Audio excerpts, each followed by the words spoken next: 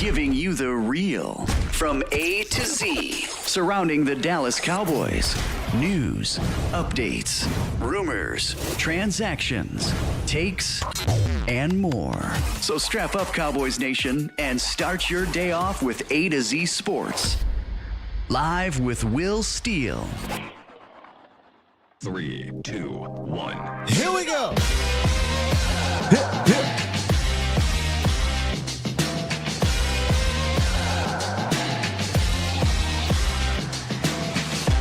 Good morning, good people.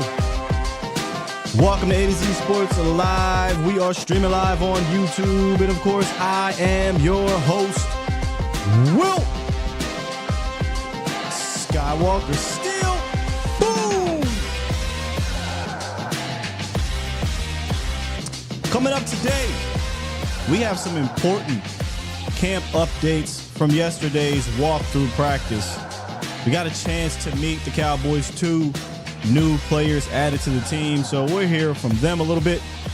Plus, we got a stock report. I was thinking about some of these players whose stock is on the rise after week 2, but it's not just about the preseason per se. I try to look at this thing holistically. And on the flip side, we got a few players whose stock has dropped. There's one portion of this stock report we're going to talk about where I had I had an issue. I had trouble figuring out if we should just push here or if there was a legitimate stock up, stock down. So I'm going to talk to y'all about it, man. Good morning, Bomb Squad. Bomb Squad! How we doing on this Tuesday morning? It's crazy because I woke up, got ready, getting ready for the show and whatnot, and I'm looking at the schedule, and I'm like, wait. This is the last week in Oxnard. This is the final Oxnard practice, and then they'll be here in Dallas, and I should be down there at least at one of the practices. We'll see how that goes. They'll be back reporting next week for the final 2 weeks leading up to the season. I believe it's 2 weeks, right, y'all? This is the final preseason game on Saturday. Next week, they will have a final training camp practice, and practices will be closed leading up to week 1. Craziness. So I don't really expect too much. Again, Coach McCarthy probably mentioned this, but I don't expect too much out of the Oxnard practices this week. If I remember correctly, what they did in years past, walk through, maybe a padded practice or two, and then another mock game to end the week. So you won't really, my thoughts is you won't really hear too much. I don't know if any players are going to be able to push in this last week of practice in Oxnard. Now, they'll be here in Dallas, and that'll be a different discussion. But where a lot of these players are making some headway is in preseason. So make sure y'all stick around for that. What's good with you? Tino, Darren, Oscar in the building, the Angry Cowboys fan, Toxic Tom, B47 fans, I see you. Paul, Chris, Dwight, who we got here? Karen, Ann, Dave, Moore, Ashton. A lot of the day ones up in here, too. Appreciate you guys coming through. You could be anywhere in the morning, but you are here getting your Cowboys info. Speaking of which, let me make sure I actually put this up in here. Indeed, I did. Let's go ahead and talk about some of these practice updates. And then, again, they're not really updates in the sense of on the field. These are more so guys returning from practice, guys returning from injury, guys speaking for the first time here at training camp. And again, I'm trying to fix some audio. If my audio is good, please let me know. I want to start off, though, with some returns. Kalen Carson and Mozzie Smith both returned to practice. Carson was out, if you guys remember, with the wisdom tooth extraction. He missed practice. They said it was a tooth situation earlier in the week. He didn't practice all week. And there was some speculation of, hey, man, we bubble wrapping Kalen Carson this week 2, so we're good to go. Well, that's not the case. He was dealing with the wisdom tooth, so he didn't play, but he has returned. He did travel, though, with the team, and he was on the sideline, so all things are well with Kalen Carson. Now, Mozzie Smith, he apparently had a peanut allergy, if I got this correct. Right? Peanut allergy. And let me say this about a peanut butter allergic reaction. I mean, I don't know if it was peanuts. I don't know if it's peanut butter. I can't remember exactly, but that can be scary. I watched my brother have a reaction like that and almost didn't make it, man. I remember getting into it with one of the nurses at the hospital because she was joking about it as my man was literally holding on to his last breath damn near before, eventually they got to him. But it's a serious situation. I don't know how many of y'all have these type of allergies. I ain't got to tell y'all, but the good thing with Mozzie is he said, look, I know how this goes. I've been here before. This has happened to me before. But now it's just business as usual. Carl Lawson. A lot of Kalens and Carsons and Lawsons. Carl Lawson has officially signed, and he spoke with the media yesterday. He was asked about his reuniting with Paul Guenther, who helped draft him in Cincinnati. Remember, guys, when he got signed, we talked about how Guenther was his defensive coordinator for the first few years. And that could be one of the main reasons why they wanted him. And we did get clarification on why he didn't get signed the first round. It was for money reasons, not necessarily the injury situation. However, he is very aware about his injuries. They had asked him how much he had left in the tank, and he said a lot. My potential hasn't been reached due to injury or a situation or teams that I've been on that just haven't clicked. He said, I've been a very effective pass rusher in the league, but on losing teams. So this is an opportunity to get on a team that can that can be up in games, and I can show my ability now that I'm healthy. I'm so excited. Real quick. I love that he said that. Now I'm on a team that can get up and I can show my ability. Y'all, my man was with the Jets for a few years. Now, he didn't play a whole lot in that second season. Last year, he dealt with some back situation, which I don't like that it was a back, but he dealt with it. But we're talking about Zach Wilson. We're talking about the Jets offense. They hardly ever were playing with leads. And in 2022, he did have 6 sacks. He put together a pretty good year as a pass rusher. So imagine, Cowboys are going to be up in a lot of these games. Let's just be real. They're favoring, I think, in like 10 of them. And there'll be some closer games as well against some of these better competitions. The schedule is not an easy schedule. However, the Cowboys offense is the Cowboys offense. So I start to think about it, watch the film, knowing the player. I do equate who he is, Carl Lawson, to what Dante Fowler was for Dan Quinn. Fowler was no slouch. Fowler was a pretty damn good pass rusher specialist for the Cowboys. He got you 6 sacks a couple years ago. Last year he got you some as well. If Carl Lawson can get me 6 sacks, I'm fine. But where I think Carl Lawson is better at is I think he can still help you in the run game. He's a bit more stockier, stronger in that aspect where Fowler is strictly a pass rusher. And I'm not calling Lawson a run defender. Like that's what he does primarily. I think he can do it though, is what I'm getting at. So I think Carl Lawson, man, if he is truly healthy, there's something to it. And they asked him about reuniting with Paul Guenther, and he was like, Paulie, if he's calling Paul Guenther Paulie, come on, man. A little bit of mafia right there. Paulie just let me go. And he says, and it was to use my abilities to the fullest. Now we're reunited. I'm excited about that. So, I love that Paul Guenther knows this player inside out and understands how to utilize him. So there's not a feeling out process.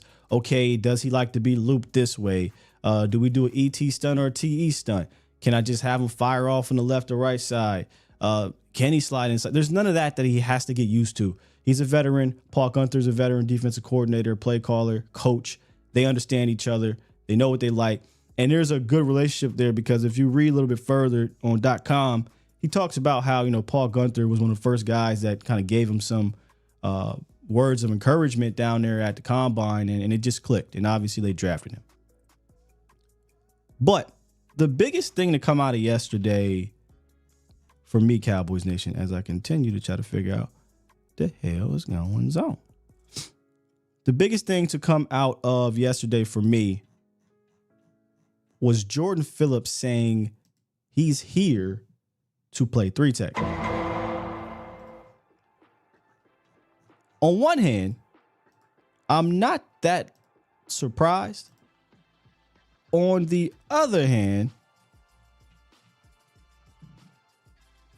6'6", 340 plus pounds, just coming out like, yeah, I'm a 3-tech is wild.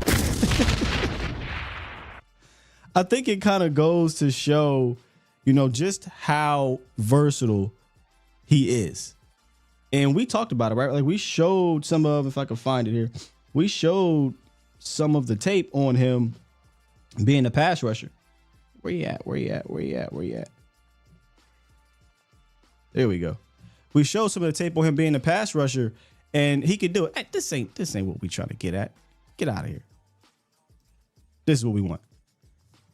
And we also talked about how Jordan Phillips lines up everywhere on the defensive line. We've seen him at 5-tech. We've seen him at 3. We've seen him line up over the nose. But he has overwhelmingly had majority of his snaps on the interior. I just find that, I'm sorry, not on the interior, in the B gap. So essentially the 3-tech, right? Over 2,400 snaps as a 3-tech. So when he says, yeah, I'm here to play 3-tech, it's not necessarily because he's a selfish guy and that's all he wants to do or what have you. It's what he's been doing. And I said this last week because I thought he was going to be here to play nose. I'm like, hey, he's going to have to just buy in because he's a guy that wants to get upfield and get after the quarterback and make plays. And what does he say? He says yesterday, the 3-tech comes off the ball and they get to make a lot of plays. And that's what I like to do. You can tell that Jordan Phillips just loves to get after it. And I love that because he's a big fella. He's athletic. He plays with his hair on fire. He has this aura about him out there, this nastiness about him out there that I hope rubs off on the rest of that. I hope rubs off on Mazi Smith. That's the one thing I can't say about Mazi, right? Like, Mazi might have a play or two, and then there's a whole bunch of plays in between. And it's like, hey, man, where's that same fire? I don't have to worry about that with Jordan Phillips. Jordan Phillips is out there trying to get after it. Okay? Now, what I do love about him playing 3-tech is that you'll be bigger up front with Mazi Smith and Jordan Phillips when they're in the field. I'm sorry, when they're in the game at the same time. So, yes, you'll be better against the run, hopefully, because of these two big boys. But you don't lose a ton of Let me say this. You still have pass rush. Remember last year, they put Mazi and Tank out there. I'm sorry, Mazi and who was it? Hankins. Mazi and Hankins out there. And we're like, hey, man, this is going to be great against the run. Well, that never really happened because Mazi wasn't quite ready. But the problem is that never happened. And you had no pass rush, right? Like, so now you're relying solely on essentially Micah Parsons and D Law when he can get his to give you that rush. And if it didn't happen, well, you don't have any. Jordan Phillips can give you some. Jordan Phillips, if Mazi's not giving you anything, Jordan Phillips is going to push that pocket. He's quick off the ball. You don't have to worry about that with him. I think he's even quicker than Hankins was, and he was no slouch at it. This is going to be very interesting to watch. And what this does now is take the conversation away from 3-tech and shifts it back to the nose. Because it was Mike Zimmer who came out and said, yeah, obviously we need more noses. We need more 1-techs, zeros, whatever you want to call them. So are they done? You know, I made this and let me see. Yeah, let's take a look at this real quick. The defensive tackle room looks like this, Cowboys Nation. Jordan Phillips, Mazi Smith, Osa Digizua, Justin Rogers, Denzel Daxon, and Albert Huggins, who had a better showing this week than he had last week. I look at this room, and I still wonder if they're going to go out and grab an extra nose tackle to help out Mazi Smith and Justin Rogers. Now, Justin Rogers, I think he makes his team. I think he's going to be a part of rotation. We talked about it before. You can't rely on this guy to be your sole impact 1-tech, but if he can be a part of rotation, give you a handful of good snaps, we're good to go. And or if you don't find another veteran 1-tech to help out, again, keep him on that type of snap count. I think what they're going to do with Denzel is potentially put him on that internationals list where, it doesn't count against the roster, but he can stick around. I feel like that's going to be the case because I don't view him as a traditional 3 tech, but he plays like a 1, but he's the size of a 3. He's a very interesting character here. Mozzie Smith is going to be a starter. He's going to be a 1 tech. I thought Jordan Phillips could have been that guy, but they're clearly using him as 3. And I love that for my man, Osa Odigizua.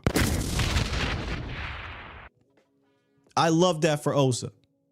And before I hit the horns, that's where I want to start with my stock up. Stock up. What Scott, what are you talking about? Yeah, I think this is going to be good for Osa. I talked about this. I've been 10 toes down with you guys on Osa this offseason. I think I love Osa as a player. He is an undersized 3 tech in a scheme that is going to require him to do a little bit more taking on blocks and whatnot. And one thing about Osa, he wears down throughout the year. That's just the facts. And I kept saying, he needs help. He needs a running mate. He cannot do this by himself and then expect him to be that dude at the end of the year. Can't do it. Won't do it. Right? So when they brought in Phillips, I thought this was for a 1 tech, but it's for the 3 tech, which is going to help Osa. So now he has maybe his best running mate he's ever had, in my opinion, as a 3 tech backup.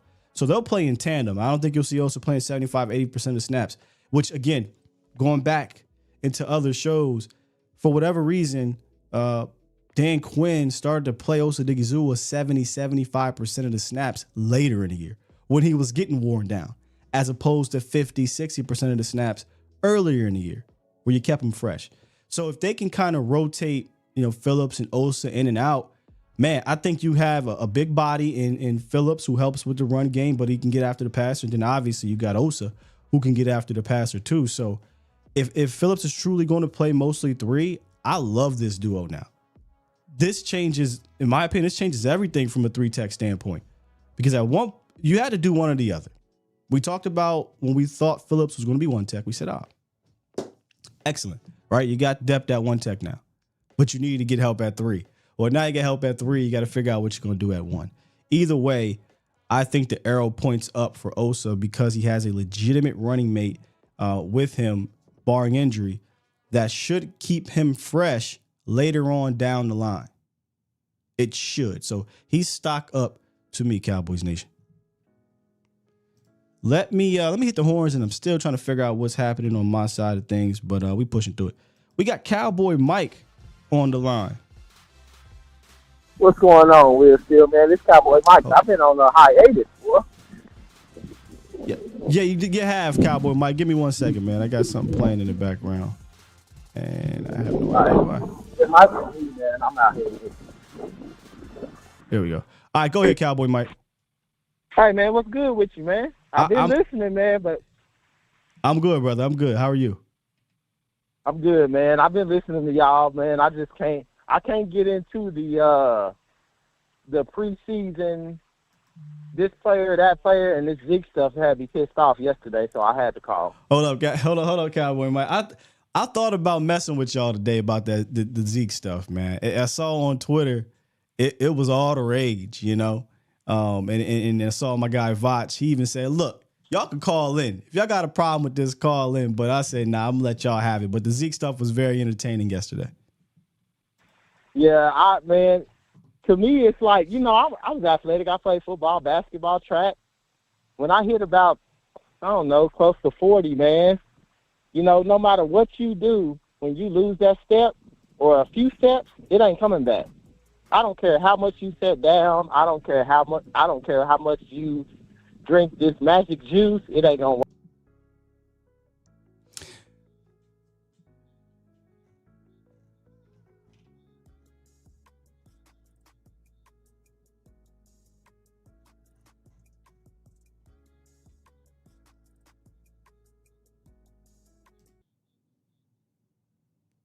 Right. If we fumble this thing, it's gonna hurt us. Yeah, well, Zeke's not going. Y'all don't truly believe Zeke is going anywhere, right? Hold on. I think I might have just muted you. Apologies. There we go. I told you I'm trying to figure this thing out over here. All right, go ahead. Say this again about you said Zeke and Deuce. Deuce, man, Deuce is special. If he has a crease, that's all he needs. And last year we didn't have really any running game. We wasn't getting any push. This year we getting push. And I mean, we need somebody that's going to come in, and he don't even need but 3 or 4 touches maybe a game. Some games maybe no touches, depending on the matchup. And Royce Freeman is better than Deuce. I mean, not Deuce. I mean, Ezekiel. Yeah, so, I mean, Royce got something to give, too.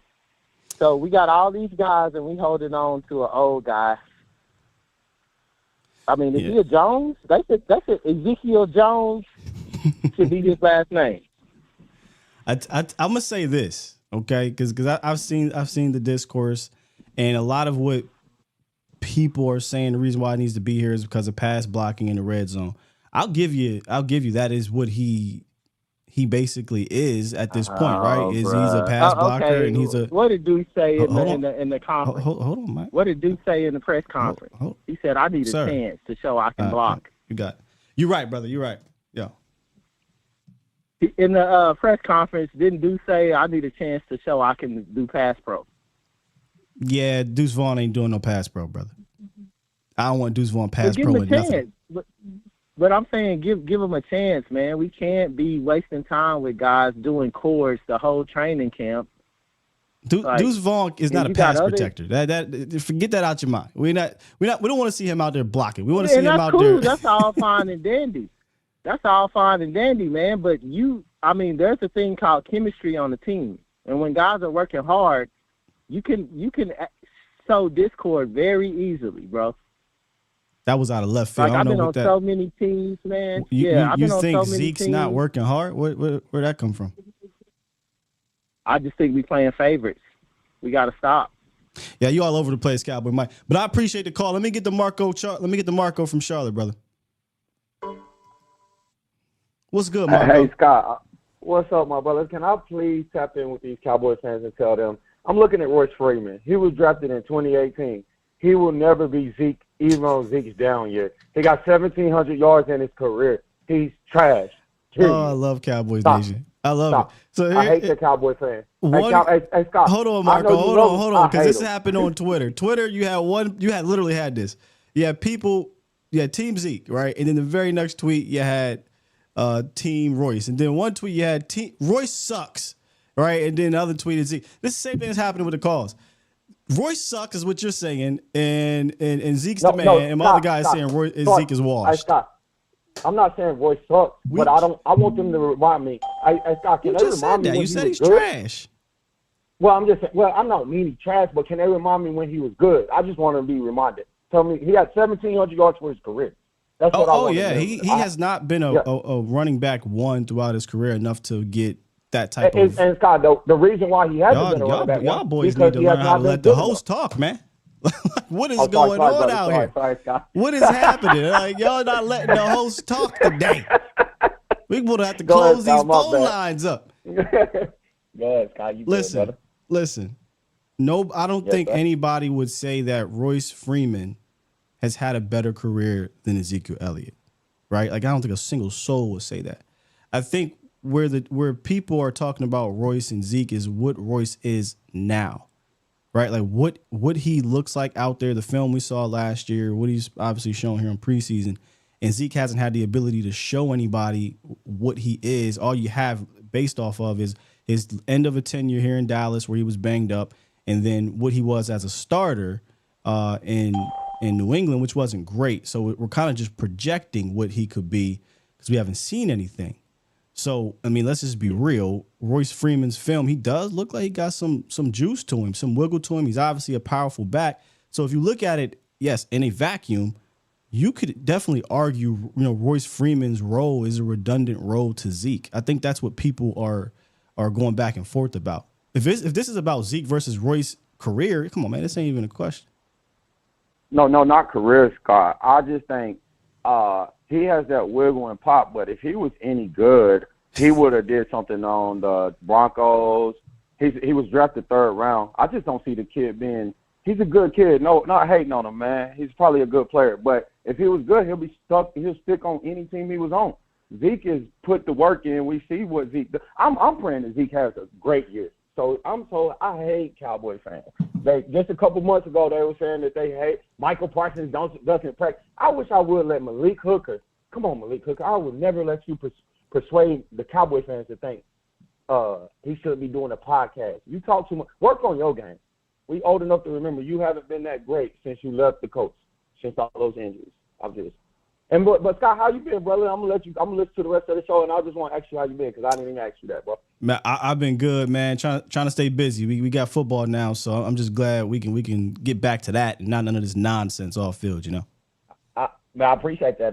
Brian brought this. You and Brian brought this, and the lady, I can't remember her name right now, but I appreciate you, Scott. Yeah, Aisha Morrison. Yeah. I appreciate y'all, man. Y'all be blessed, Scott. Appreciate you. Stay tuned too. A lot more coming between those two. Yes, sir. All right, thank you.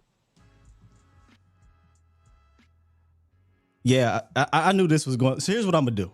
Okay, I'm gonna go ahead and get through the stock report because I had a feeling this Zeke discourse was going to take over the show. So let me get through my stock report. I'll get back to the lines and we can go ahead and rap to you guys because I haven't rapped to y'all since what, Thursday maybe? Can't remember. I don't even know if it was then because we had a bunch of guests on the last 2 weeks. So let me get back to the stock report and continue with my stock up. Is it Keemon? I want to make sure I'm saying my man's name right. Cornerback Keemon Hall. So his pick 6, I'm going to keep it a bean with you. Put him on my radar to go see, okay, what has this young man been doing? And the pick 6 was a thing of beauty, by the way. A thing of beauty, Cowboys Nation. Here's a couple plays from Keemon Hall in this game. And this was a PBU where you see him break on the ball. I always talk about that click trigger ability, see it click and go. He showed that there. This was a very heads up smart play. These are the things that are going to be required in this scheme, passing along players into the zone. And sometimes it's man pass. And he obviously read it, jumped, pick 6. I started to look, took a little deeper dive into this young man and how he's performed throughout this preseason. I mean, look, it's preseason, but I tell y'all this all the time. Would you rather a player in preseason or camp, when you're talking about them, it's good or bad? You want to hear the good. You want it to be good. And Keemon Hall, 4 tackles, only 5 receptions allowed on 11 targets, 38 yards. And when quarterbacks have targeted him, 16.5 quarterback rating. Okay, so we're roughly, 40-some% completion against him. You see he has some physical ability, some traits. Look, I don't want to just say one play puts you on the team. But when you dig a bit deeper, question, guys, who's the backup slot cornerback on this team? Is it Deron Bland? Is that where we're going? DB, your all-pro boundary guy? Maybe that's the case, and they throw the rookie out there. Sure. What if they don't want to, though? What if they want to keep Deron Bland on the boundary? You need another slot guy. And throughout his career, Keemon Hall, he was drafted in 2019. Shots out to, was it North Texas where he went? He was a slot corner throughout his whole career. In preseason is really where he played most. It's mostly in the slot, and he plays mostly in the slot for the Cowboys. So I don't know if the last preseason game is going to be able to do much because you're playing against accountants and third stringers and whatnot. But if he goes out there and stacks another game at the slot, I mean, Eric Scott, I don't know Eric Scott. You know what I mean? They got rid of Nashawn Wright, traded for Andrew Booth. And Booth, to his credit, was extremely physical in that game. Coming downhill, he was a problem. He's a tackling machine, but he was not good in coverage. He's been good in coverage. And I say this all the time. I get tackling and playing the run is a part of the game for defensive backs. But if you had to say, well, what part of the game would you rather them be better at and be slightly less? I'd rather my DB be a way better cover guy, and I'll live with him being hit or miss as a tackler, straight up. And this guy can cover, man. So I think this is a conversation that they'll probably have in there, maybe because they traded for Booth. He has the upper hand because of, maybe, just maybe there's some politics there. But we talked about it yesterday with Aisha. Let the best man win. Now, Booth only been here for a little bit, so it's going to be tough. But let them go out there. Throw Hall out there, throw Booth out there and say, look, this game is going to have a big impact on what we do moving forward. But I really like what I saw from Keemon Hall in that game. Again, the pick was a thing of beauty. And even you go back to the Rams game, he still played well. And again, it gets tough when you start getting into that fourth quarter with some of these players who just aren't going to be on the team.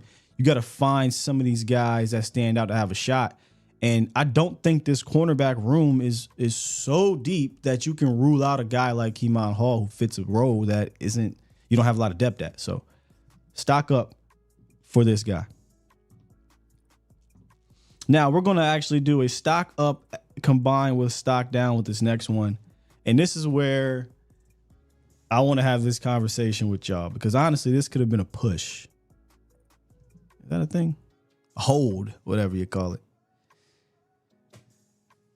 Stock up Ryan Flournoy. Stock down Jalen Cropper. Okay, this is why I think we could have just did a push. Let's go back 1 week. This thing is flipped. Quite literally flipped. Almost flipped on the field too. Last week, Ryan Flournoy. He's out there fumbling. He's out there dropping passes. Wasn't a good game at all for him. All right. And prior to that, we was talking about, hey, this might have to be a red shirt year. He ain't even practicing. But that ain't the case now. He out there practicing and playing. This week, he routes up a starter, gets the touchdown, couple little catches, arrow point up. Last week, Jalen Moreno Cropper. He's out there routing up guys, getting some yak, showing off the quickness, separation. He should have had a touchdown, but the quarterback threw an inaccurate ball. This week, he's out there fumbling and dropping passes, albeit that throw was kind of behind him, but catch it. So I struggle saying stock up, stock down, because is it fair to be like, well, one game, and really if you go back and look the week before, it was flipped. So I don't know if it's fair or not. Y'all let me know. But the reality is coming out of this game this week, oh yeah, these stocks are flipped. Flournoy stock is pointing up. Cropper's is pointing down from this game. And we're arguing about running back. Man, this wide receiver, I'm gonna call it 6. I don't know if we're gonna go 5. I'm gonna call it 6. This wide receiver 6 conversation is now starting to heat up.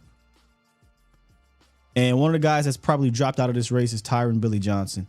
Flournoy's not going anywhere from a sense of IR, red shirt. He's not doing that. So unless something comes up. So where are we at now with this? Because I still think there is something to be had for both of these guys. Flournoy is a athletic freak, a prototypical X guy. I think in regards to athletic ability, he has that more than Brooks. Brooks has been around. Brooks is a little bit more savvy, I think, from a wide receiver standpoint, but I don't think there's a gap there. They both were draft picks, so they have that going for them. However, in Cropper's case, we don't got a bunch of slot guys. You could really argue you don't have a slot guy in general. I mean, look, Lamb is a slot, but you know what I mean. Lamb's 6'2", roughly 200 pounds. He goes everywhere. Lamb don't really count. But outside of Lamb, you don't have a slot guy. Cropper's a slot guy. Cropper can get loose, but did not have a good week. So can you sneak Cropper on the practice squad? I don't think they're cutting a draft pick. I'm very confident in saying that. So if Ryan Flournoy is not going to make the initial 53, it's going to be some type of, hey, that hamstring hurting again type of situation. Move on from Brooks. I don't think they're doing that either. I don't think they're doing that either. And I don't think he deserves to be moved. I think he's played well enough in this camp and preseason.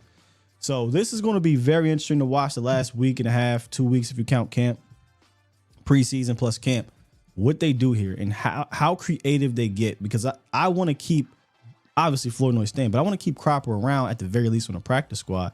But I think he has something that he could bring on the field from a shiftiness standpoint. The only issue, though, and I saw, shouts out to my guy G from Jersey. I was going to say something on Twitter, but I really don't feel like going back and forth on Twitter anymore. He had mentioned, Tutu Atwell. He's like, hey, if Tutu Atwell gets cut, can you bring him in? And I'm like, well, you got that in Turpin. You want to bring in another 5'9", Cropper 5'9", Atwell 5'9", Turpin 5'9", Cooks is 5'10"-ish. You got a lot of smaller receivers. And I'm bringing this up because if Cropper is on the 53, is on the game day, you got three guys that go 5'10" and below. Not really a Mike McCarthy thing. Mike likes these big guys. Mike likes them 6'2", 6'3", 6'4". So this is a fascinating discussion, man. Where do they go between Jalen Moreno, Cropper, Ryan Flournoy?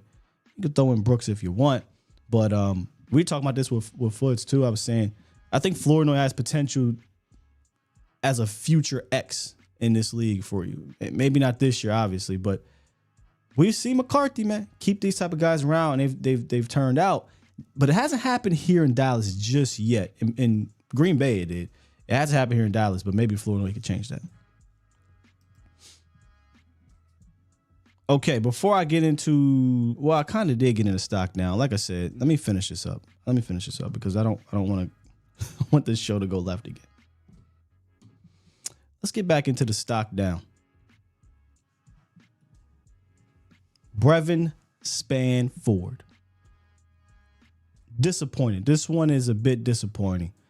Given he's their highest UDFA that they paid. Let me say that. And he's in a room where it doesn't take much to pop. And he hasn't popped. We talked about it a couple weeks ago at camp. I'm like, hey, look, I'll give these tight ends a pass. Nobody's popping, so let's wait to see a preseason. Nothing. Now, 3 targets, 2 receptions in the first down, so it's not like he's getting a ton of opportunities. But this is what has to happen in preseason. You have to pop, man. And he's not. And from a blocking standpoint, he has only had a few pass blocking reps, and he's been fine there. Run blocking, there's still a lot more to be desired. But for Spanford, in a room that isn't deep after Ferguson, I don't know that he's done enough to pop, man. And that's disappointing because I definitely had high hopes for this kid.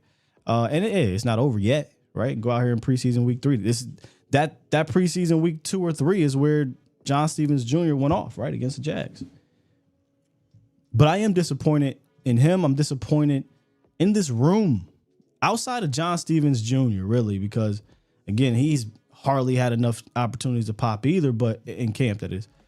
But when he got the rock a few times, gets upfield, secures a catch. I mean, if it's up to me, y'all, the guy that I'm most confident in behind Jake Ferguson is John Stevens Jr. No disrespect to Luke Schoonmaker, who is trying to make strides as well, stand on field, remaining healthy. He has some good blocks in that Raiders game or whatnot. But I feel like John Stevens Jr. has more impact ability on the field than all these guys, and he's shown it. So overall, I'm a little shocked, man. I mean, shocked, disappointed, whatever, in regards to the backup tight end room, because we was like, hey, man, this competition gonna be fire. This competition has been mild. This competition has been borderline boring, unnoteworthy, and kind of just like, honestly, whatever hell happens after Jake happens.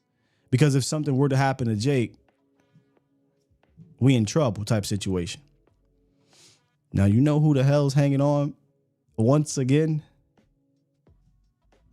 Peyton Henshot. Peyton Hendershot didn't play. I don't think he played in either of the games. He's been out with an injury. But a lot of other guys have been hurt, and they can be put on IR, and he could find his way sneaking on this team again. I do want to talk to people down there about Peyton Hendershot, see where they're at with that situation. Luke's not going nowhere. Ferg's not going nowhere. I have to believe John Stevens is not going anywhere. I don't think they're going to carry 4 anymore, especially after hearing what Hunter Lipke, the cross training, doing some tight end things. If they wanted to carry, quote unquote, 4 tight ends, Hunter Lipke is your 4th tight end in this situation because he can do tight end, he can do running back, fullback, special. He can do all types of different things. So I'm looking at this thing like sneak BSF on the practice squad, Hendershot on the practice squad, and then let him develop. Hendershot is who he is, in my opinion. And then finally, I don't know what to do with Junior, bro. I've been hitting up. Where do we go? What do we do? And I'm one of the ones who believe the Cowboys don't give up on their draft picks that fast. Now, they did trade or cut. They didn't even trade them. They cut Big Boy, John Stevens Jr., Big Country, right? The same year, which is something they don't do. In a position they probably shouldn't have did it. Boy, what do we do with Junior, man? You know, I gave him another week. The film is extremely underwhelming. He's not a defensive tackle. They figured that out. Put his ass back at defensive end. I'm not seeing anything to say, hey, we're keeping Fehoko over Hall. We're keeping Fehoko over Flournoy. We're keeping, which I don't think that's going to happen. But you know what I mean? Like, you're going to play this game. You're going to get down where you're making these roster decisions. And you're going to say, I got a 4th round pick. I've invested some real capital in Viliami Fehoko. Do I want to give up on it? McClay going to say, nah, I don't want to give up on that just yet. And then coach going to say, well, Fehoko or Nick Vigil. Fehoko or Muhammad, or, you know, somebody that is done it around in this league is showed that they can play in this league. How do you say Fehoko? In all honesty, if you've seen something I haven't seen from him, please point it out. Need sound. Can y'all hear me? Check. Are we good? I just happened to look over into the chat. Somebody said, need sound. Can I hear you? It's just one person. Never mind. Anyway, oh yeah, Professor, call DQ and see if he's interested in Fehoko and Scott Jr. Facts. I'm down for that 100%. I don't see how he's on this team, and if he is on this team, who are we cutting for Junior Fehoko? Doesn't fit at DT, gives me absolutely nothing at defensive end. Unfortunately, you could be looking at another 4th round pick that just didn't work out.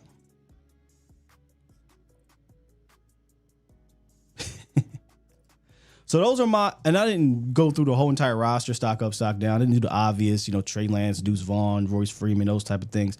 Kind of wanted to figure out some of these players that we have been asking for them to do something the last year or two, or in camp in general. I felt like Fehoko, Span Ford, Flournoy, Cropper, Hall, and Osa. And Osa's a tricky one because Osa hasn't played, but I think with the addition of Phillips, his stock is up. All right, so let me get back to the horns, wrap up the show, and wrap to y'all.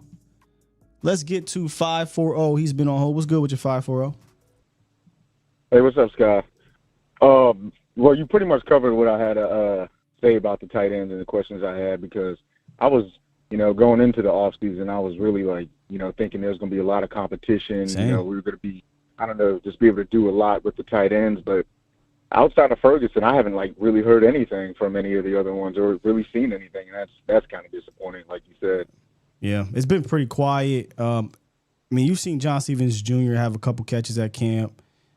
He had some good catches, get upfield in the preseason game. I think was a Schoolmaker who had that rollout catch, got upfield. Holler has one catch, 12 yards in the preseason. It's just been real quiet with these guys, and part of me is like, okay, is it because you're dealing with backup quarterbacks in camp and preseason, or is it they just don't have enough juice right now to make any noise?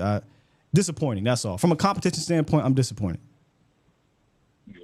And last thing I'll say is I'm not going to talk about Zeke, but it is about the running backs. Do you think that so the running backs we have? Hold on. You can talk when about cuts Zeke. start coming up. Look, y'all. I'm not saying y'all can't talk about Zeke because I got through the meat and potatoes of my show. It's y'all show now, so whatever y'all want to talk about, we can wrap. Personally, I'm cool with Zeke, but these other teams that are going to be cutting running backs, you think that's going to be something they're going to be watching, like the Jets, Dolphins room, and try to see if we can get one of those running backs, and then cut the guys that we have. I think they should, bro. I think they should, but what have they said or done to give us the belief that they're still searching that position? Think about it. Zeke and Rico are bubble wrapped. They're 1-2. Those are your guys. So they're on the team. Hunter Lipke, he's on the team. That's 3, right? I almost called him John Stevens Jr. Steven Jones, your general manager, comes out and says, hey, man, Royce Freeman has been impressing us. He can be a second back, third back for this team, and he's going to yada, yada, yada. That sounds like they're high on Royce Freeman. And then you got Deuce Vaughn, who, is their draft pick and gives you some juice. So would I be looking? Absolutely. Again, I don't think you need to be looking for an RB1. You need to be looking for a running back with traits that can fit in a running back by committee. And I think somebody's going to get cut that has some type of speed, home run, elusive ability. But I don't think it's from their actions. It doesn't seem like they're going to be looking out there. Yeah, I know I keep seeing the name. What's the Jets running back? Is he Israel Abakanda? Thrown around a lot. Yeah. Yeah. And then I look at the Jets room and I think that, dang, if we would have had that draft pick, we could have had Braylon Allen, and that hurts because he's looking like he is the real deal. And I wanted him bad, but it is what it is. Man. I still do not. Now I don't get. So the trade is one thing, but to not take a back when you have many opportunities to do it in a draft is another. To not get savvy enough to get a 4th round pick via a trade is another. It's just mind boggling to me to think that, oh, this running back room is so great. We don't need to get some young, fresh legs up. Jalen Wright. Oh, he was sitting right there. Jalen Wright would if Jalen Wright was in this room, I wouldn't have no complaints. I'd be like, hey, we good. But you don't have that type of player in this room. Only way I can forgive it is if obviously Nealon, BB, and Maris, they all pan out, which looks like 2 of them right now are. So you don't got to take one in the second. You could have took one in the 3rd. You could have took one in the 5th. They didn't take one anywhere. You could have traded back into the 4th to get. They didn't do any of that.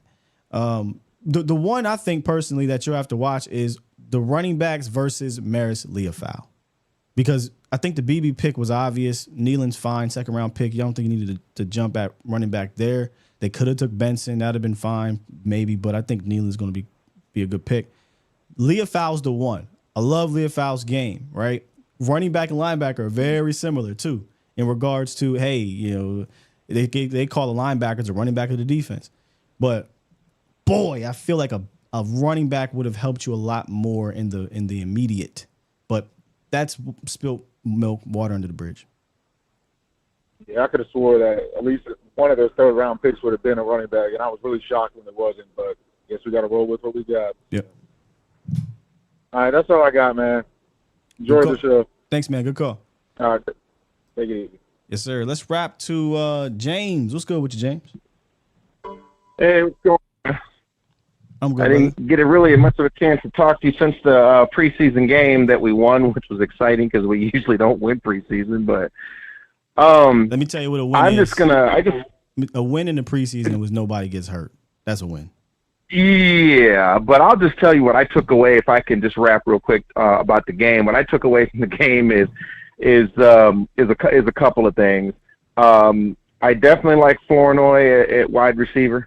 A lot of people say that one guy from the Raiders got caught looking in the backfield on that fade route that he ran, and Trey Lance routed him up. I thought that was a good route, though. Hey, oh yeah, you know what I mean? You can tell he bit on the Trey Lance. I don't even think pump fake. He did. He bit on the route. He did. He didn't bite on Trey. Right. Yeah, and then I was watching Vach too, because I love what you guys do, but he showed some film breakdown, and I'm sorry, but I'm pushing Hoffman off a bridge, man. I'm sorry, but I'm ready for BB to start, because there was one play where he pushed their starting one tech out the way, and then I think it was a linebacker or a safety came up to try to make the play, and he got to become a casualty. He blocked 2 people on one play. I'm already done with that battle. I'm ready for BB there. And then my other comment, good night, does Aubrey got a leg. And that didn't even hit the crossbar. They said that would have made it from 70, bro. 70 yards, that would have made it. Dang, I know who I'm picking up for my kicker in fantasy. Oh, he's the number 1 kicker in fantasy. I don't even do fantasy. Oh, you know he is. He's number 1. I'm just glad he's on our team. You know what I mean? Let me rap to you real quick about him, because I was thinking about this Go ahead. Yesterday with Aubrey. He's such a weapon. And y'all know he kicked that thing from like the Cowboys 45 or whatever it was. So theoretically, I thought it was right on the Raiders logo. I thought, but it was beyond that. It was on the other side of the field. Oh, okay. And I'm sitting here thinking, so you mean to tell me if the Cowboys get to their 45-50, technically we in field goal? We're in range. Right. Right. But what do you do? He's a soccer style kicker though, and soccer kickers have legs, man. During the season though, what do you do? Because look, I get it. The dude can kick his ass off, but you don't want to be attempting 15, 20, 60-yard field goals just cuz. You know what I mean? And what if you miss? Not all the time. You don't want to get into a habit of doing that for real, yeah. Dude got a leg though, man. Yeah. And not only that, but it's going to be kind of hard to do it like, you'd have to say he's in range, at that range, weather permitting, because when we get to some of them times where it's going to be cold and windy, I don't know how accurate it's going to be, but I like it. But we play 8 games indoor, automatic. Right. 8 or 9 games, whatever it is. Oh, this year. okay. Indoor, because of the Cowboys. The Cowboys home game. Yeah, so I think you count. I think Fort Elam's record's going to go down, though, this year. His record been went down. That's Jason. That's it would have. No. It is. He doesn't have that record no more. Tucker has the record. Yeah, and then my question though, because those were my comments. I have a question though, and I think you were kind of just talking about it. Would I be wrong in saying that 2 things that we're going to be probably doing running back by committee, and then Deuce Vaughn is probably the odd man out? That's kind of what I'm thinking. Do you agree with that? The first I one, like Deuce Vaughn, but I mean, I don't know, man. I'm not the front office. I'd like to keep him. The first one, I think they're going to do a duo approach. I'm not falling for the banana in the tailpipe. I think this is going to be Ezekiel Elliott and Rico Dowdle 1-2 punch, man. They not fooling me. I would love for it to involve 3 running backs, like legitimately. But I gotta believe it. I see it when I believe it. And then that's Deuce Vaughn. It feels like Deuce Vaughn's the odd man out, but should he be, given he's the only one that can give you some twitch in the room in that sense? It's a weird it's a weird thing, man. It is, and again, man, I just Oh, and the other thing I was going to ask you too, and I just remembered the other reason I called you too. And real quick. For CD, is it the guaranteed money, or is it the per year where we're running into a block? I wanted to see if you know anything. Oh, this is just me, just my opinion. I don't think. It's just in your opinion. Your opinion. I think that stuff works itself out because you got the blueprint. I think it's the structure of the deal. I feel like they're just trying to figure out how we can make this fit over whatever it is, 5 years, 6 years, some void years. They're trying to figure that out as opposed to the main numbers, guarantees and total number. The blueprint's there. Justin Jefferson is right there. So they don't. It's not like they got to go in there and they got to. It's science. They got to figure all this stuff out. Put this there. No, it's right there for you. Those pieces are fine. Right. How they structure this thing 2, 3, 4 years down the line, where I feel like if I'm just guessing here. Lamb and his people are trying to figure out, okay, look, y'all want to structure it in this roster gymnastics way or this cap gymnastic way, then all right, let me be open to a restructure or an extension or whatever of the deal, a la AJ Right. Brown. AJ Brown got the big wide receiver contract, and 2 years later he got another wide receiver contract because of the way it was structured. So that's probably the hold up. Right. I bet you this thing gets done when they return to Dallas, though. All right, that's cool, man. Well, as always, Will, good show, man. Thank you. Thank you. Let me lock this up. All right. The conference has been locked. Let's get through these things. 972, you are live. Hey, what's up, man? What's up, Scott? What's up, Oh, man. Hey, 5 things. Okay. What'd you say? 5 things? 5 things, right? Check me out. Special team is good, except for our punt returner. He fumbled the ball. You think he's going to get cut. You can't fumble, preseason, right? Yeah. Okay. You need a running back. I like Deuce Vaughn. You got to stay healthy. We don't know what Zeke going to do, but we need a running back. And then I got 2 more. Our defense is great. So far, we don't have an interception in both games, right? Yeah. So Good coverage, yeah. Great. Secondary is great, right? Defensive line, we need pressure. When is 58 going to play? Mozzie? You know? No, not 58. What's his name? The new dude. He was 58 on the Jets. Carl Lawson. Yeah. But I don't even know if you play him this week. He's a veteran. I don't think he needs to play, but you might not see him till week 1. Week 1? Maybe you see him. I don't know. But Jordan Phillips plays, so maybe you see him this week. Yeah. Trey Lance played great, We just got to get better. We got to stay healthy. Like the team. You need a couple. You need like 2. You need a CD Lamb and you need a running back. Yeah. We gotta get this CD Lamb thing situated, and I'm going to be interested once teams cut down if they go out there and look at the running back spot. Appreciate the call, man. All right. God bless you. You too. 931, what's up? 931, you are live. Hey, what's going on, Scott? How you doing? I'm doing fantastic. What you got for us? Hey, so for me, whenever it comes to the running back room, personally, I would go Rico 1. I would say Deuce 2, and then Royce 3. But I know that they're gonna keep, Zeke. legacy player, and that's just gonna be a thing. I'm highly optimistic about this DT line right now because I see that push, and that's gonna look so much different whenever you got D-Law and Michael out there. Yeah. I wanted to know how you feel currently with Maris, overall, from draft prospect to getting drafted to where he is now. Do you feel like he's going to be in the linebacker rotation? Because I remember when he got drafted, you and Vouch were feeling like it was probably going to be he was going to be more of a teams person, but it looks like he's worked himself into linebacker rotation. So I want to know how you felt about that. I don't know if he has or not, because it's clear the top 3 backers on his team are going to be Kendricks, Clark, and Demo. But one thing that Coach Zimmer said was, hey, one game, it might be Clark and Demo, or one package, it might be Clark and Demo, or not Clark, I'm sorry, Kendricks and Demo. Another package might be Kendricks and Leofow. Another package might be Kendricks and Clark. So it sounds like they're going to rotate that second linebacker room or linebacker player based off of whatever they call. And I have to imagine if whenever you get Leofow in there, another thing that Zimmer said about him is it's going to be as a pressure player. So if Leofow comes in there, they're going to either blitz Leofow, or they know that maybe there's a coverage aspect to it and he can cover some ground. So in that case, I think he'll probably rotate with the second guy and obviously play special teams. He's 100%. I think he's going to be one of your better special teams guys because the dude plays with his hair on fire. And that's what you need on special teams. A guy who's not afraid to stick their nose in it. And he was better, from week 1 to week 2. Week 1, a little hesitant.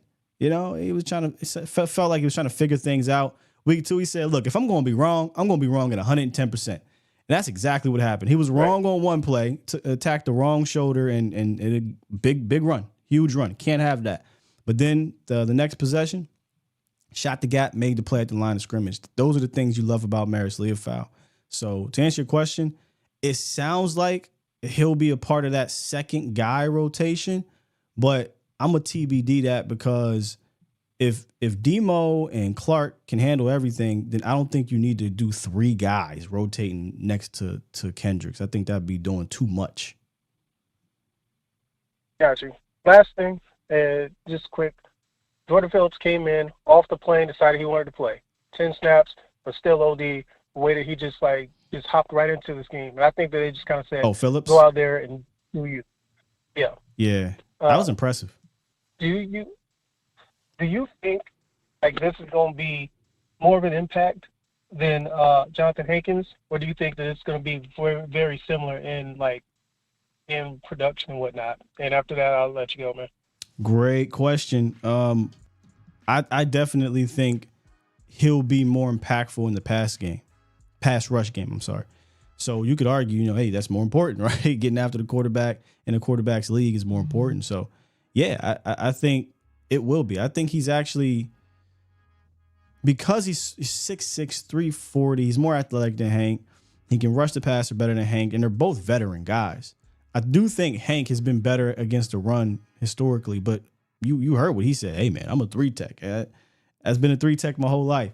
So I think there's a bit of a wash in that sense. Hank's a much better run defender, but Phillips is a much better pass rusher. So will it be better from an impact standpoint? Probably on the stat sheet. I think so. I think he'll have more sacks. I think he'll have more pressures. And when he is, playing more of, hey, control the blocks, allow guys to get free, I think he can do that as well as, create for himself. So 2021 Hank, where he was very impactful for you, especially go back and watch the 49ers game. If we can get him to be that or better in regards to impact, that's a dub. 2021 or 2022 Hank, I'm sorry. Last year Hankins wasn't quite the same player in that sense. I felt like he tried to be more 3-techy and get upfield from time to time, and it didn't work out. But I like Hank. I think he would fit perfectly in this scheme right now. I mean, if you added a guy like Hankins and Lavelle Joseph, you got a defensive tackle rotation that is complete then. You know what I'm saying? All right, we got 2 more. 404, what it do? What's going on, Phil? How you doing? I'm good. How are you? Good. Real quick question. How are my levels? I called last week, and I listened back, and it sounded like I was screaming in the phone. Nah, levels are good to go, brother. Sound good on my end. Turn you up. Great. So I don't know if you remember me. I called last week, and I told you that I was worried more so about Osa than Mozzie. Yep. Oh, we had yes. I'm glad you called back because we got Phillips back here now as a 3-tech, and that just makes everything so wonderful for me. But go ahead.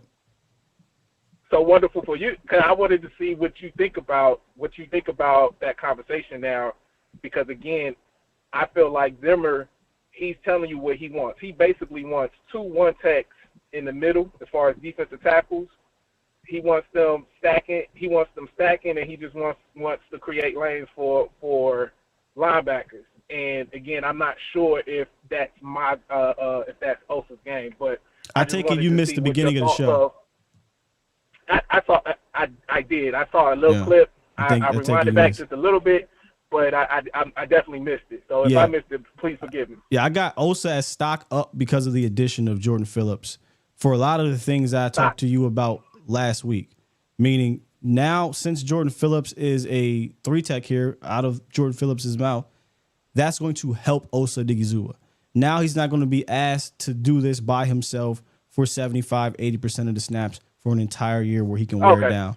Now you got Osa and Jordan Phillips working in tandem where you keeping Osa fresh, because Osa Odighizuwa is still a baller. Like this is a really good player.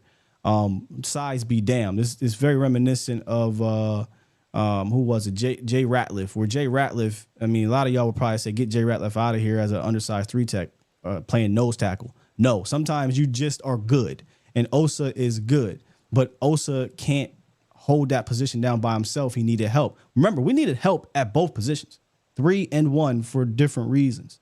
So, when you say he wants 2 1s, back in the day, maybe he wanted that type of situation.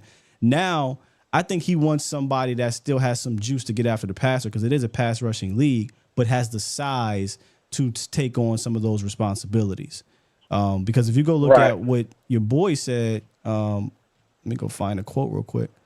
What Jordan Phillips said, he said, quote, "The 3 tech comes off the ball, they get upfield and make a lot of plays, and that's what I like to do." So it sounds like they're not going to be asking Jordan Phillips to just solely take on blocks. That's going to be the 1 tech's responsibility, because you got to remember in this situation, the 1 tech is going to get a lot, whether it's 1 or 0, he's going to be taking on the doubles, and the 3 is singled up. So when the 3 is singled up, that means that guys like Osa and Jordan Phillips, who can get after the passer or disengage from blockers or beat men one-on-one, they do that at a high level if they're fresh. So I love this 3 tech addition for Osa. That's why he's my stock up, because he won't be out there for 80% of the snaps wearing down. Gotcha. But my only thing is, I think it's a difference in playing the position. Even that 3 technique, it's a difference from asking them to get upfield than to take on blocks. It's really a difference in how you play that position. And I just don't think that Zimmer asks his D tackles to get upfield. No, I think his first. Again, Zimmer is not going to ask them to just fire upfield, unless it's a passing down, right? Unless it's on rundowns. That's not what he's going to ask you to do. They're going to ask you to be a little bit more sound, and Osa can do that. Again, I've seen Osa do that. The issue that I'm having is if he was being doubled, if he was being asked to take on doubles all day, that's an issue. Because they're keeping Mozzie at the 1, because they have a Justin Rogers, hopefully they bring in more 1s, those guys are taking on the doubles more often than not. Where your 3 is going to be asked to handle one-on-one guys. Osa can handle guys one-on-one. That's not a problem. Jordan Phillips can handle guys one-on-one. That's not a problem. Now, if you're asking Osa to do some 1 tech things, that's a problem. And I don't think you're going to be asked to do that. I just think we need to get Osa out there so you can feel a bit better about it. I think you're a bit down on him because you haven't seen him play. And once he gets out there and he plays, I'm an Osa fan. So let me say this: I'm an Osa fan. I like his game. I just don't think his game fits the scheme. That's my own. And I don't disagree, because I said this before about Osa at the beginning of the offseason. I'm wondering how this is going to fit for Osa, right?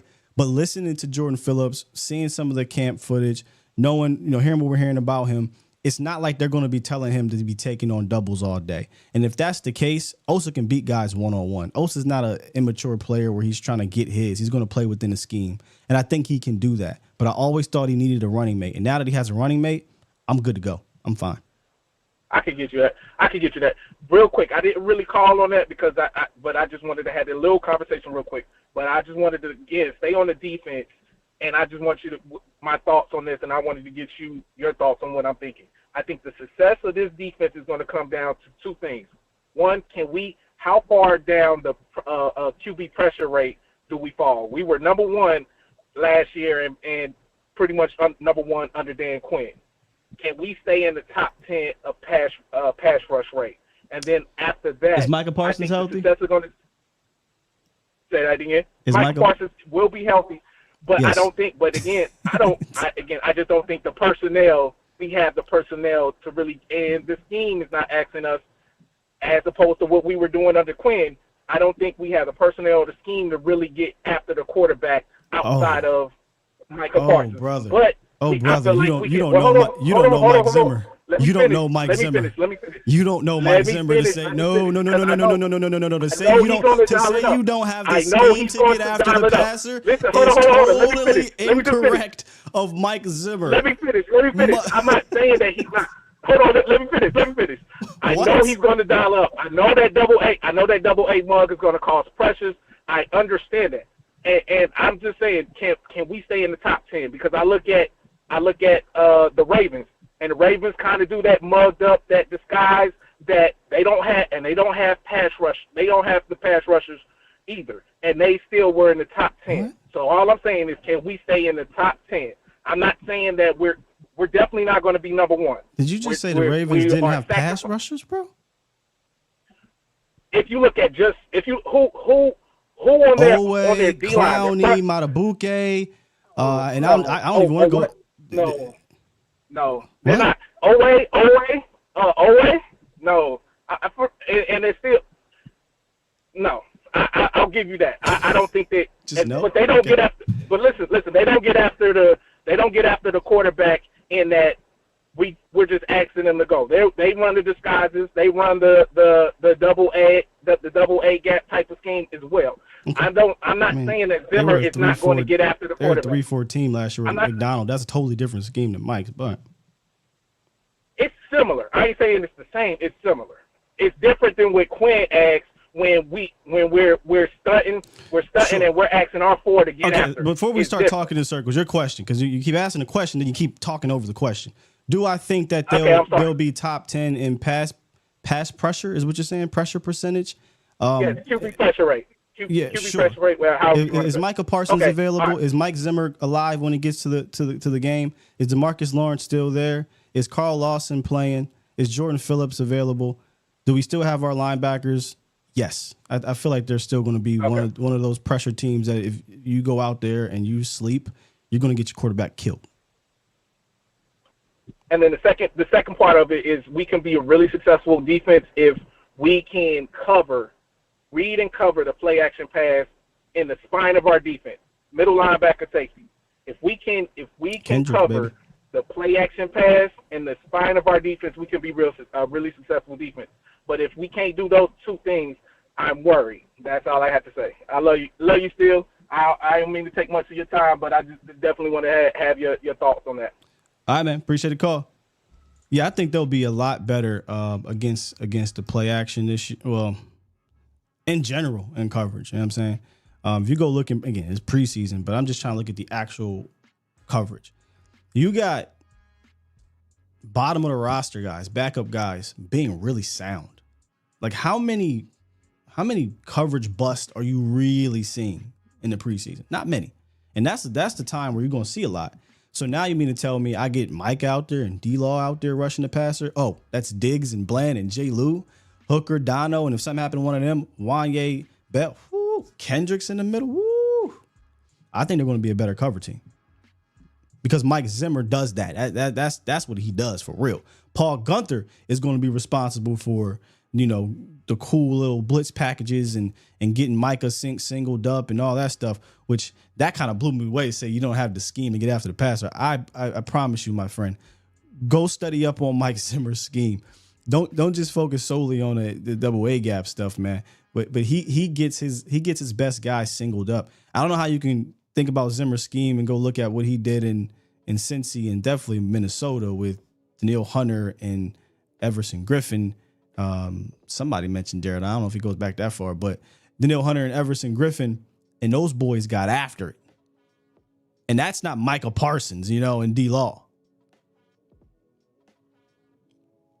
So I think the scheme is going to keep them as the scheme plus is Micah playing.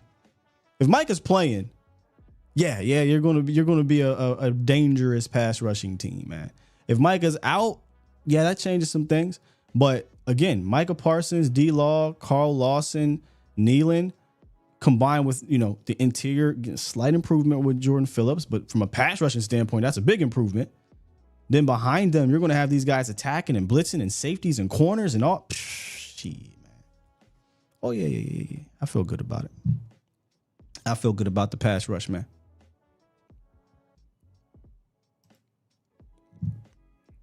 Mar, what's good with you? What up, Steve? How you doing, brother? I'm all right, man. Yeah, I was hearing your man just got off. Let me throw some game at young man. Young man that just left. This is a scheme, just to give you an idea.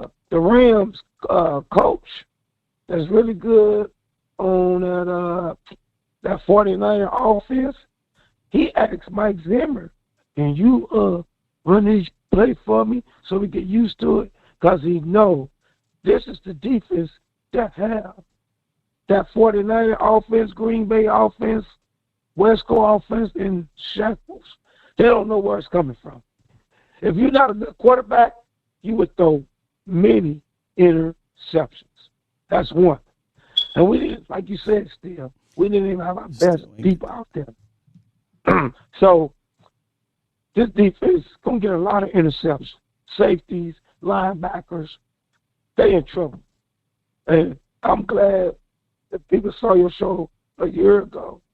Just like you said, the two defensive guys you were saying, let me say it again, it was the New England D tackle, and it was number 97. So the middle of the defense is going to be good. It's going to help Mozzie. I'm not worried about Rodgers. I like them to add one more, but it has improved with the addition of Phillips. I mean, that's just facts. You didn't have a lot of bodies in there in general. Yeah, and they're going to eat. That dude Lawson, he is still, let me tell you.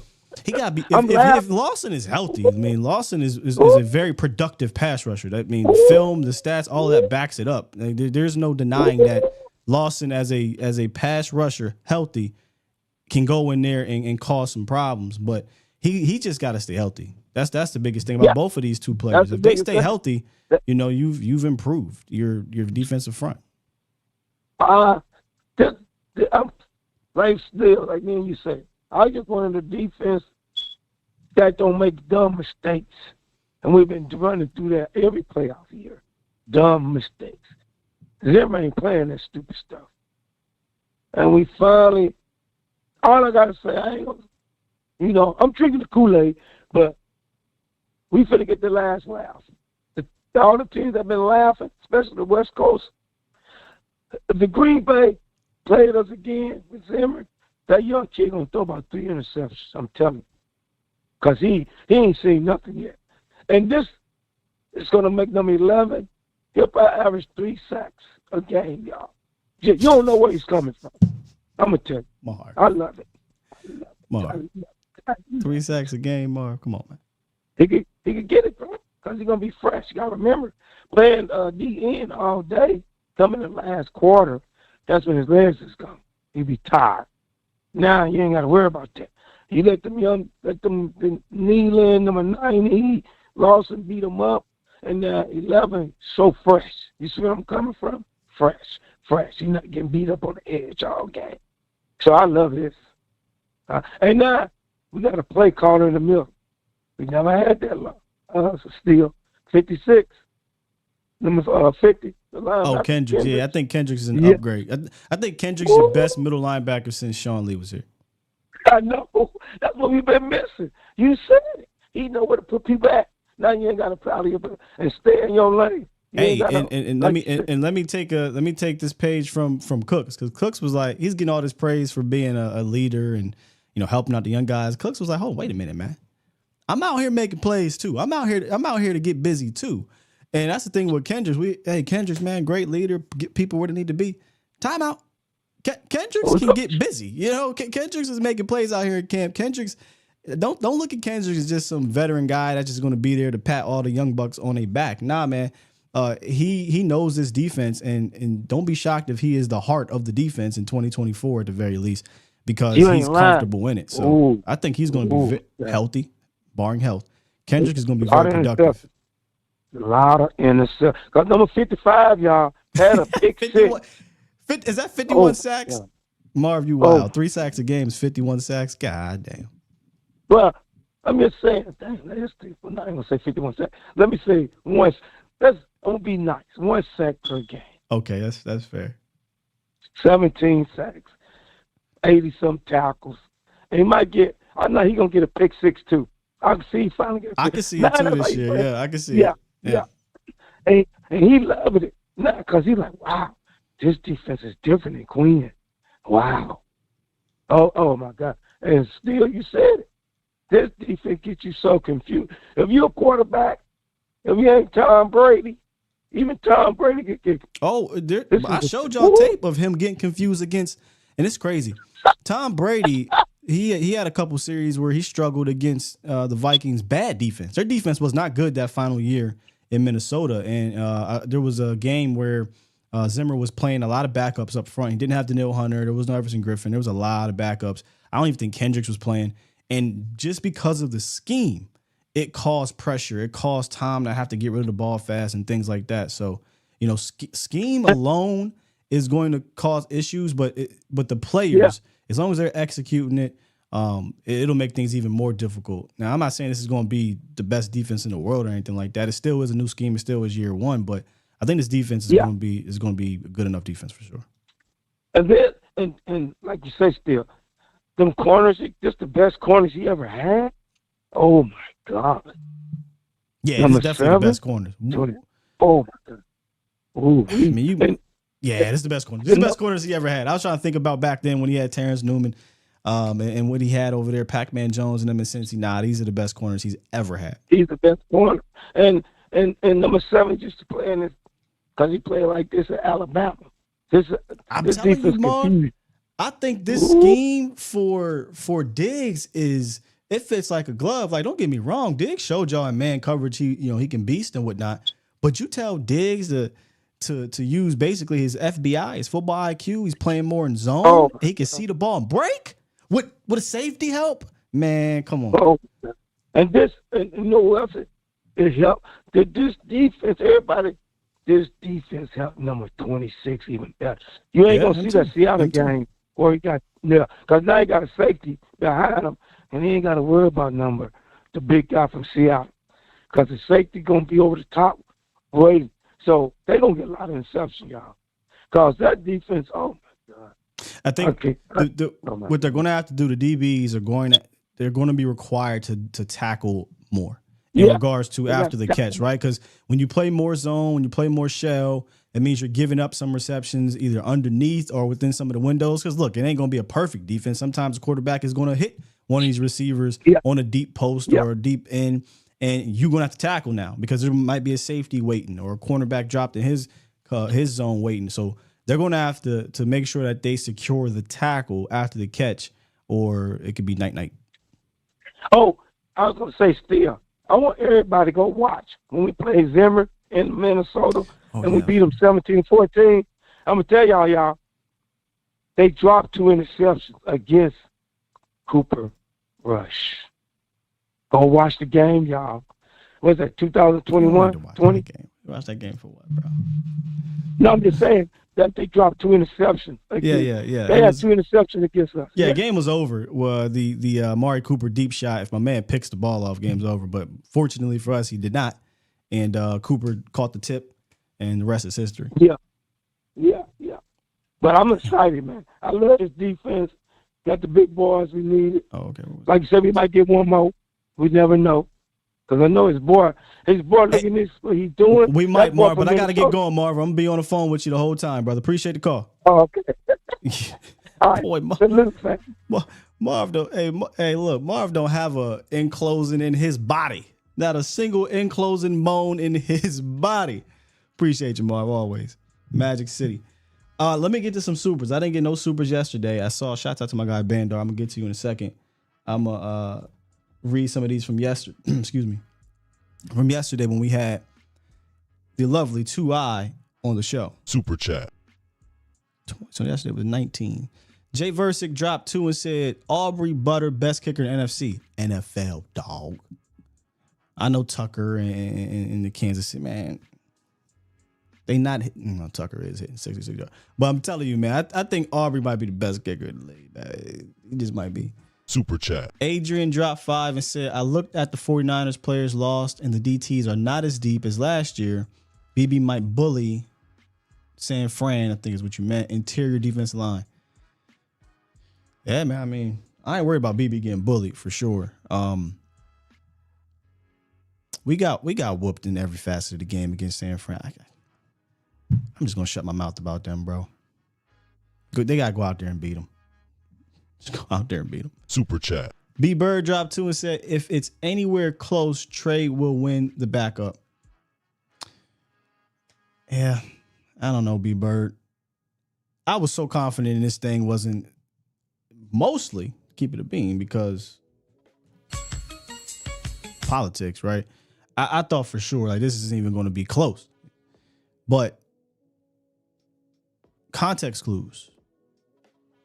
During inter squad scrimmages, right, with a different team, who's running with the 2s? It's Cooper Rush. Preseason, who's getting bubble wrap? It's Cooper Rush. This feels like it's Cooper Rush's job at this moment, but they'll keep 3 quarterbacks. You know, they'll keep 3 quarterbacks, but They got one more game for Trey. I still don't think he's making those plays within this type of offense that you go out and run each week to hand him those keys. I said this last week. Jerry Jones echoed this same damn thing, which I don't even like when we agree.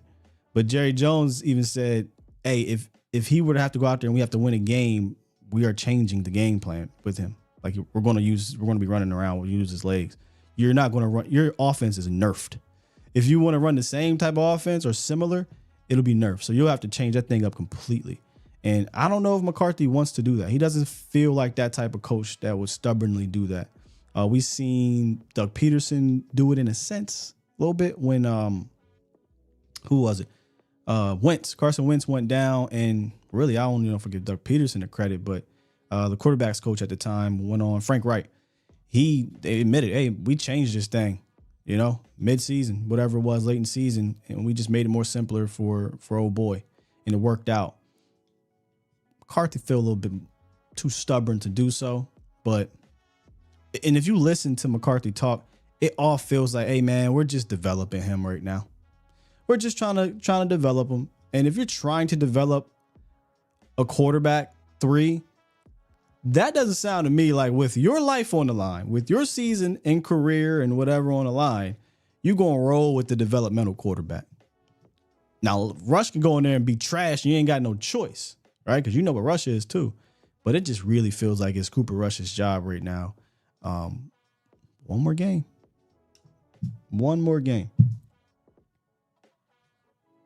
Super chat. Shouts out to Bandar. He dropped a 50 burger in the chat. Said, where do you rank CD among the top wide receivers in the NFL? Appreciate your great work. The best.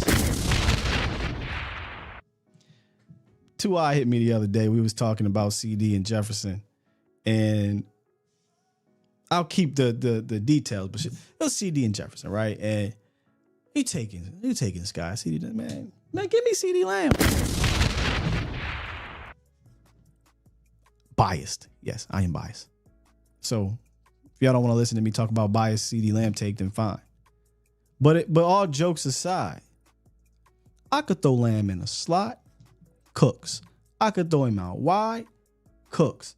And I don't even think we really have seen the height of his game because we haven't really thrown jump balls to him all like that, right? Like Lamb can go up and get the rock too. We just haven't done it. But semantics at this point, man. Justin Jefferson is a fantastic receiver. Wide receiver 1 to many. But I'm about to say something that a lot of people probably might get pissed off at. Justin Jefferson may be wide receiver 1 to you, but it's not like there's some crazy gap. Like if you wanted to make an argument that CeeDee Lamb is better or that Devontae Adams or Tyreek Hill, I don't think you should be out here fisticuffs about it. Whereas in years past, Randy Moss, end of discussion. Right? Terrell Owens, end of discussion. Calvin Johnson, like he ain't that, in my opinion. Yes, the numbers show passing lead or whatever, but these were phenoms. Obviously Hall of Famers playing at Hall of Fame level type situation. My guy's great and everything, but let's not act like Lamb ain't out there doing the same damn thing. But Justin Jefferson can run better routes. Okay. Let's not act like Lamb not out here routing people out either. And if we want to talk about numbers, I mean, the numbers are identical. Oh, that's because Justin Jefferson ain't played that much because he got hurt. Well, that means my guy can stay on the field then. So miss me with all that. CD Lamb, y'all can have whoever the hell you want. Give me CD Lamb. I'm cool. Bias or not, I don't care. I think CD Lamb, if he ain't the best, then he's among the best. But to me, I don't think there's just this surefire runaway number 1 wide receiver in the league right now. Adams, Lamb, Hill, Jefferson are all in that discussion. And if you said one of those dudes, I ain't gonna fight you with it. But let's not act like there's a prime T.O., Randy Moss, Calvin Johnson, even. No, I ain't go there. Let's not act like it's one of them in the league right now. And y'all can fight on the order. I saw one more sneak up in here. Dylan. Shouts out to Dylan. He dropped 5. Super chat. He said, if we run 3 tight ends and pencil in Hunter as the 4th tight end, which he'll be the running back, but he'll be the fullback, I'm sorry. Would Dallas keep an extra running back? See? No. He says, will Dallas keep an extra running back to run 4 backs plus Hunter? Absolutely not. There's no way in hell the Cowboys are keeping 5 backs. No way. No way, Dylan. They will have 4 backs if you include Hunter Lipke, right, in the backfield, and then Hunter Lipke mask as tight end 4. They won't run. You're talking about, wow, wait. So you're basically saying 4 tight ends and 5 backs. Because you're talking about also, Hunter Lipke will be the 4th tight end. Yeah, that's doing a bit too much. I want 3 tight ends. Hunter has 4. And then Dallas keep an extra running back. No. They wouldn't do that, bro. So I think they'll go 3 traditional halfbacks, maybe. As a maybe. And then they'll have Hunter as 4, and then they'll run out 3 traditional tight ends. If they ran with 5 backs, boy, I'll be shocked. I would be shocked if they did that. So okay, 3 tight ends, 5 backs. Yeah, nah, bro. If they did that in the year of 2024, and his team is dumber than I thought. Especially with these backs. You're going to run 5 running backs with these backs? It's not like you over here in a situation with Miami where, with A-Chain and Wright and Mozart and Wilson, and you ain't that deep to keep those 5. Nah. That'd be crazy. I hope they don't do that. Professor L, hear me out, Sky. 50 personnel, 5 backs on the field at once. Please, Lord, no. Please, no. Hey, real quick, Professor O, or anybody in the chat, cut down date. Y'all got that for me? As if I just can't Google it. My bad, y'all. Down date. Let's see. August 27th. So I'm gonna do it. We're gonna do something. So next Tuesday. What time? 4 p.m. All right, I'm going to rap to one of my Cowboy brethrens, and we're going to do a live 53-man roster prediction. Tuesday morning. Monday, we'll review the final preseason game. Tuesday morning, we'll put out our 53-man roster prediction. You might get some cuts happening as we do it, but that'll be fun. Al said the Dolphins are stacked. At running back, we should make a trade, sure. Dylan says he thinks we'll keep 3 on the roster now and get another post cut. Are you talking about running backs? So you, this isn't even a question. You think they're keeping 5 running backs on this team?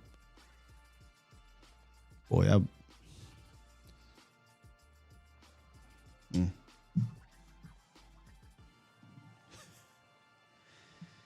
I hope not, Dylan. That's all I'm going to say about that. Shouts out to Justin D, 44 months as a Pro Bowl level member. Thank you. He says, what day is the roster prediction show? Tuesday. Tuesday morning, me and I'll get one of my buddies. We'll do a roster prediction show live. Roy Williams said, first cut Chuma. Did Chuma get put on IR yet? Earl Bostic got put on IR, but Chuma will likely get put on IR. I like Khalil Herbert out of Chicago, Camo. Somebody asked a question earlier. Do I think they're still going to be scouring the NFL for a back? Based off their actions today, 8/20/2024, it doesn't feel like it, But again, this thing could change easily. Somebody gets hurt, somebody underperforms, they can have a change of heart. Somebody gets cut that they think is better than Royce or Deuce. That can change in a heartbeat.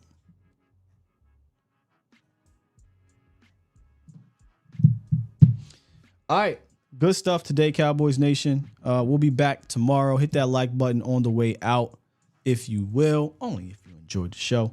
Share this with any of your friends or family that love the Cowboys or hate them. I wouldn't say hate them. We get haters in here. They just ruin the chat, right? They just start trolling. A good hearty troll is cool, but when that's all you're doing in here trolling like the east sides of the world, it just takes away from the coolness of the chat, man.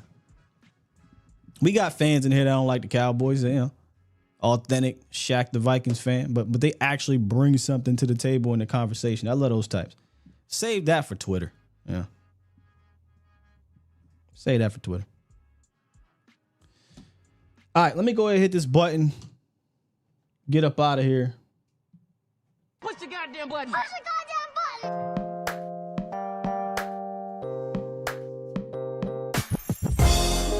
The Ravens can't keep all their dudes. I bet who they got? Let me see something before we leave.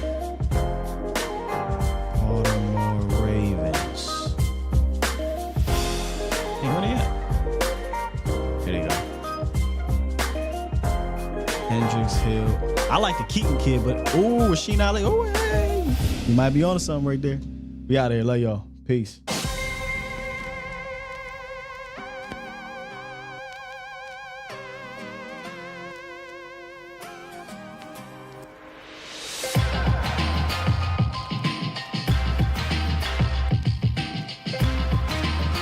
Oh, that's true, Justin D. Some of our own fans are the trolls.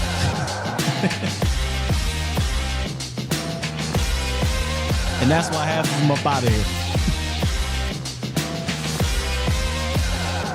They don't keep that same energy for the team they hate, but they up in here trolling on the team they supposedly love. God damn.